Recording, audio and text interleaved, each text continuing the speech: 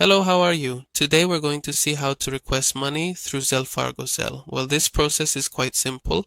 We're going to log into our Zelle Fargo bank account, and here we're going to click on Payments and Transfers.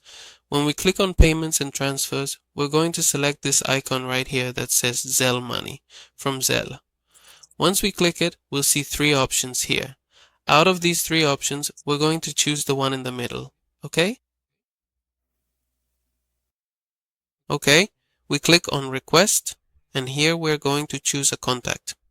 If we already have a contact, we'll just select it.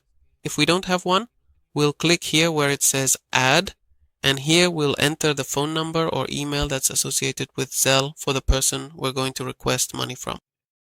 Then we're going to enter their first and last name. And then we click Continue. Next, we're going to choose the amount we want to send. And we click on Review.